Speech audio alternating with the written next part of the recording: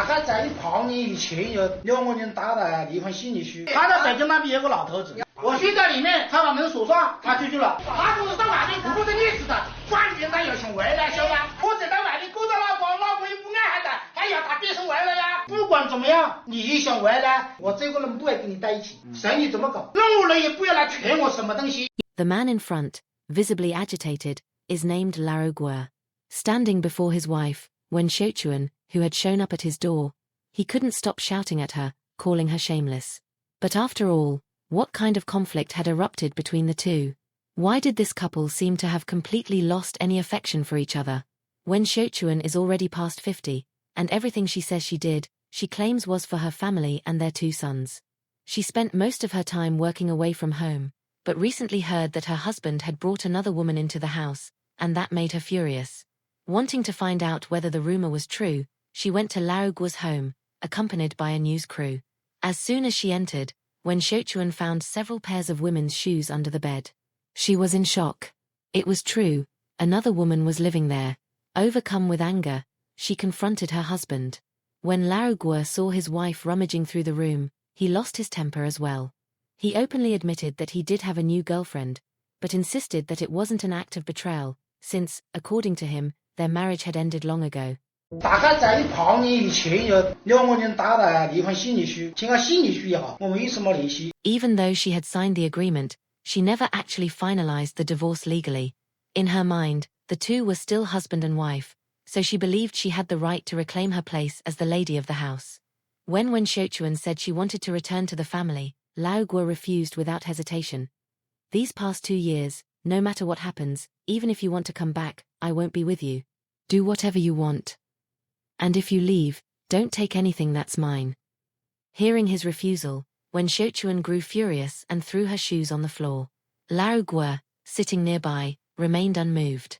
He said that no matter how much she yelled, he would never take her back again. He explained that they had married back in the 1980s, but had never officially registered the marriage. Later, after signing the divorce agreement, he discovered that Wen Shochuan had secretly obtained a divorce certificate on her own. To him, that marriage had ended long ago. And the reason for his coldness, according to him, was simple. Wen Shochuan had betrayed him years ago. 他在北京那边有个老头子，他说我是他的表哥。老头子经常晚上打电话说出来喝酒，我睡在里面，他把门锁上，他出去了。像这种人能在一起吗？这样。 Before the divorce, he had lived with his wife in Beijing for a while, but soon after, Wen Shochuan began getting involved with several men and completely ignored him. During that time, he felt his dignity as a man was constantly trampled on, as if his existence had no value at all. In Beijing, one afternoon, a group of people showed up. At least 3 of them came up to beat me. I didn't even show my face. Then 5 more appeared. Why did they beat me? And that man, her so-called cousin, saw me there and pretended he didn't know me. They said she didn't have a husband, that she was free, and that he wanted to start a romance with her. It felt like a stone dropped on my chest. I broke into a cold sweat, trembling. Sometimes I tried to fight back, but there were too many surrounding me. Laogua spoke, consumed by anger. At that time, there were always strange men around Wen Shochuan who couldn't stand his presence. Because of that, he was often beaten by groups of people. Over time, his feelings turned into deep hatred toward her. Meanwhile, Wen Shochuan kept trying to justify herself, insisting that she wanted to come back home and reclaim her role as the lady of the house. But Laogua, cold and firm, rejected her again. Come back to where? Come back to where? You're going back to Beijing, is that it?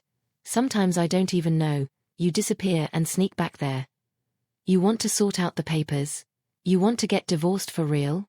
Then do whatever you want. According to him, she was the one who had chosen to leave home. She had even secretly transferred the household registration of their 2 sons to another district.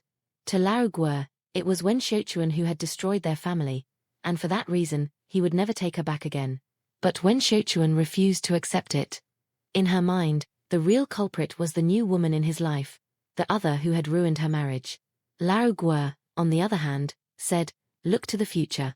That guy, Xiao Zhong, out there with a woman who doesn't even love her kids, chasing mansions and status, it leads nowhere. I'd rather live simply, like ordinary people. He believed Wen Shochuan only wanted to return because her life in Beijing had fallen apart, and after hearing that he now owned a small factory and lived more comfortably, she decided to reappear. To him, the divorce was already final. She had taken the certificate and signed the agreement. There was no going back. Wen Xiaochuan, however, dreamed of growing old by his side. But upon learning that Lao Guo already had a new girlfriend, she was filled with regret. Seeing no other way, she proposed that they formalize the divorce, and demanded that Lao Guo leave the house with nothing, handing over all the property to her. Lao Guo accepted without hesitation, saying he didn't care since everything was already in their sons' names. The next day, they went together to the registry office. But since they had never officially registered their marriage, they first had to make it legal before they could get divorced. When Wen Xiaochuan received the marriage certificate, she smiled, believing it was a new beginning, a chance to reconcile. But for Lao Guo, that paper meant nothing more than a bureaucratic step before the end. He no longer had any emotional attachment to her. Years of coldness and lack of affection had left him drained. Her regret had come too late.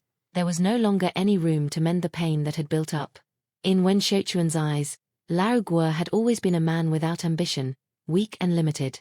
But what she never realized was that he had always worked hard for the family, silently, without ever being understood.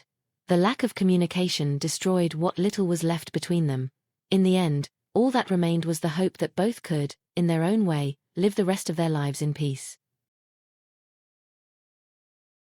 Lao Guo is the kind of man who seems to exist in every modern Chinese story, the husband who endures the impossible, the man who only wakes up when his life has already become a graveyard of dignity. He's not the first, and honestly, he won't be the last. Because, in some strange way, the country seems used to seeing men being silently destroyed while everyone else calls it family.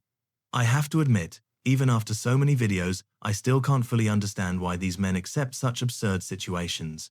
Betrayal, humiliation, emotional manipulation, and yet they stay, as if bound by an invisible contract. But maybe the reason isn't love, it's fear. The fear of being a 40-year-old divorced man with a child, judged by neighbors, relatives, and co-workers. The fear of hearing their mother say, "You failed as a husband," or of seeing pity in people's eyes. In their minds, being cheated on by a woman is still less shameful than being rejected by society. It's as if humiliation has become an acceptable form of survival. They endure everything and call it resilience. But in truth, it's just fear disguised as duty. In Chinese culture, a man cannot collapse.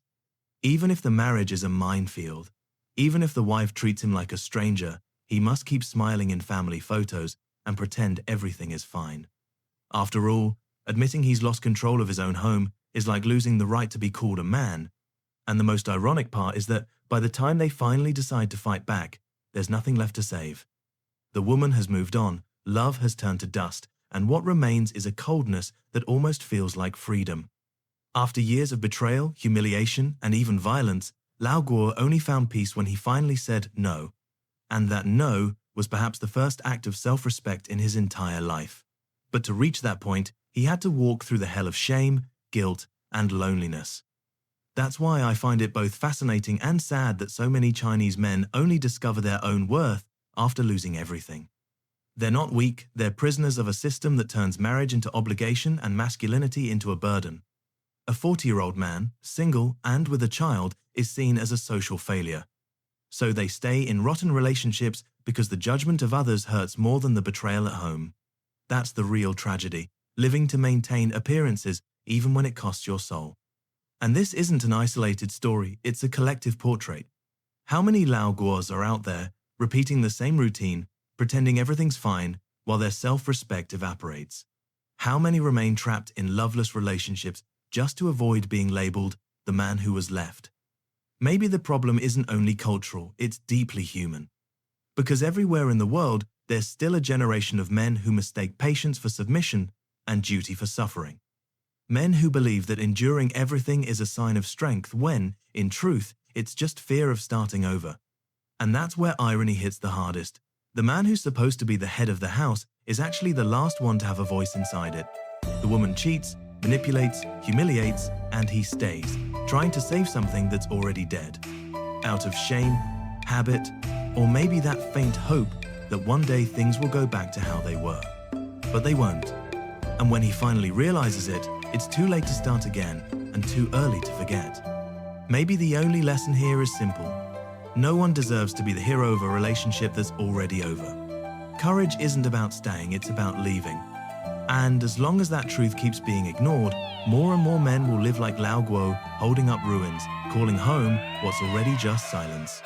If you like this video, leave a like, subscribe to the channel, and turn on notifications so you don't miss the next stories. Here, we keep talking about the realities most people prefer to ignore. See you in the next video.